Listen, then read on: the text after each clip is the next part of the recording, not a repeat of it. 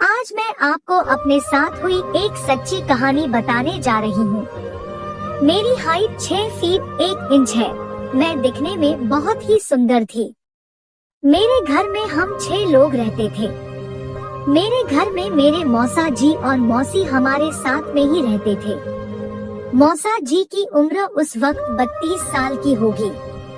मैं 20 साल की थी। मौसा जी दिखने में बहुत सीधे लगते थे, लेकिन उनकी असलियत एक दिन मेरे ही सामने खुली। दोस्तों, कहानी में आगे बढ़ने से पहले वीडियो को लाइक और चैनल को सब्सक्राइब जरूर करें।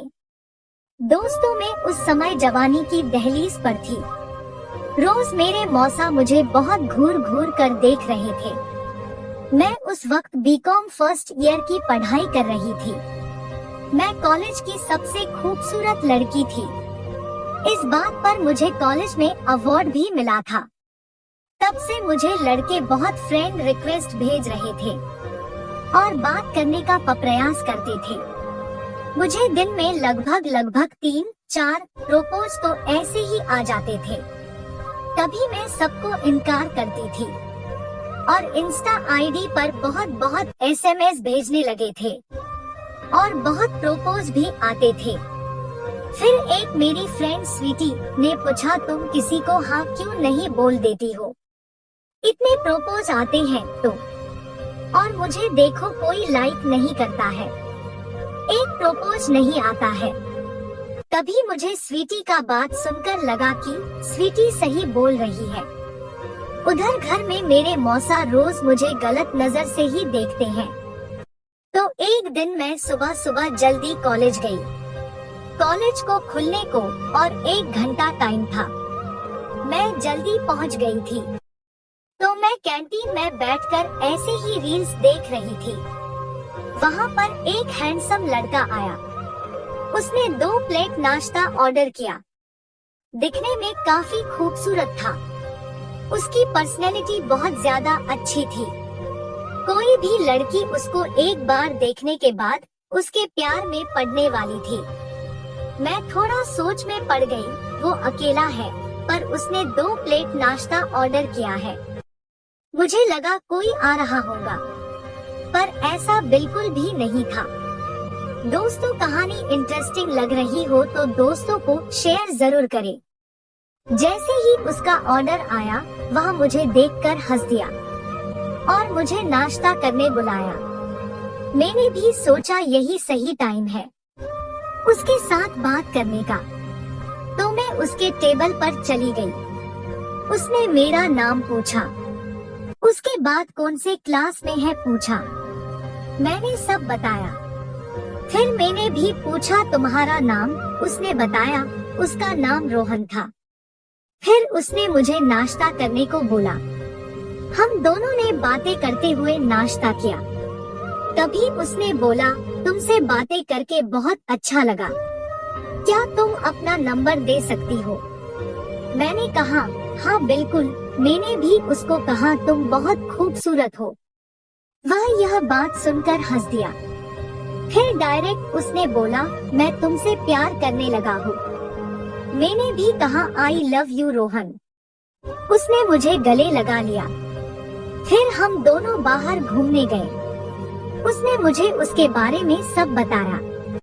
मैंने भी उसको बताया। फिर एक दिन उसको मैंने घर पर बुलाया। वो राजी हो गया। अगले दिन रोहन घर पर आया। मम्मी को बताया, ये रोहन है, मेरे क्लास का लड़का, मेरा बेस्ट फ्रेंड। फिर मम्मी ने उसके साथ बातें की। फिर उधर से मौसा जी आए। रोहन को देखकर चौंक ही गए और पूछा, कौन लड़का है? मैंने बताया, मेरा फ्रेंड है। वो मुझे देखकर गुस्सा करने लगे और वहाँ से चले गए, क्योंकि मौसा को बिल्कुल भी पसंद नहीं था कोई मेरे लाइफ में आ जाए। मौसा मुझको प्यार करते थे। बाद में मम्मी ने खाना खिलाया। रोहन खाना खाकर चला गया। मम्मी को रोहन के साथ बात करके अच्छा लगा। मम्मी भी तारीफ कर रही थी।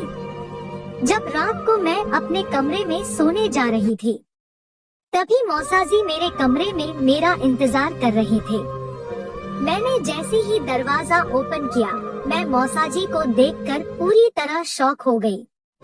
आज तक मौसाजी ऐसे मेरे कमरे में बिना पूछे आते नहीं थे। मैं उनको देखकर थोड़ी डर भी गई थी। फिर मौसाजी ने मुझे दरवाजा बंद करने को कहा और पूछा, क्या रिलेशन है तुम्हारा उस लड़के के साथ? मैं पूरी तरह डर गई थी। सिर्फ रोहन मेरा फ्रेंड है। जैसा आप सोच रहे हो वैसा कुछ भी नहीं है। फिर मौसा ने मुझे पकड़ लिया और बोला, ऐसा कुछ भी रिलेशन दिखा तो देख लेना। यह धमकी देकर मौसा कमरे के बाहर चले गए।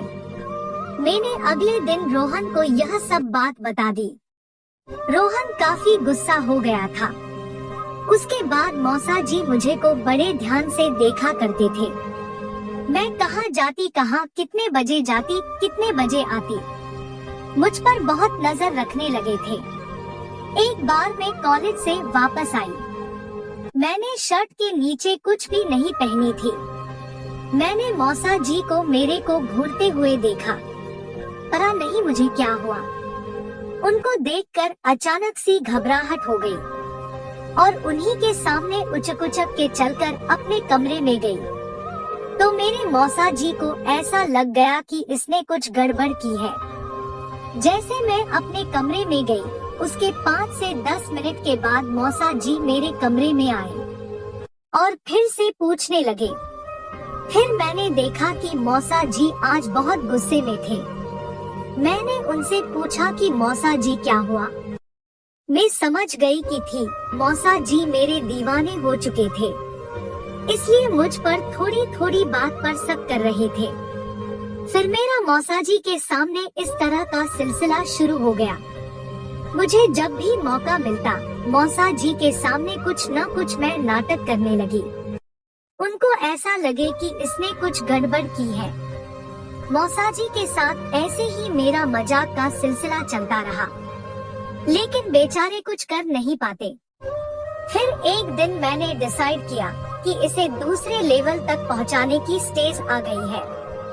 एक दिन मौसा जी और मैं टीवी रूम में अकेले ही थे और मैं सोफे पर लेटी हुई थी और मैंने रजाई ओढ़ रखी थी। मौसा जी भी उसी सोफे पर मेरे पैरों के पास बैठकर टीवी देख रहे थे। फिर मैंने सोचा मौका सही है। मौसा जी का पूरा ज्ञान टीवी में था।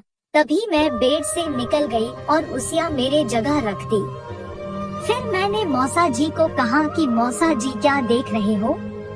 मौसा जी ने टीवी देख रहा हो दिख नहीं रहा क्या? मैंने कहा, क्या टीवी देख रहे हो? मैं साइड में हूँ, अभी तुम मुझ घूर नहीं रहे हो जैसे तुम मुझे रोज घूरते हो। यह बात सुनकर मौसा जी ने टीवी बंद किया और मेरे ऊपर सो गए। तभी उनको लगा यहाँ तो कोई नहीं है। फिर मैंने लाइट जलाई और सब मम्मी को दिखा दिया। ऐसे नियत है मम्मी इनकी। उस दिन मौसा की कोई बात नहीं सुनी और मौसा को घर से निकाल लिया। दोस्तों, यह थी आज की हमारी सच्ची कहानी।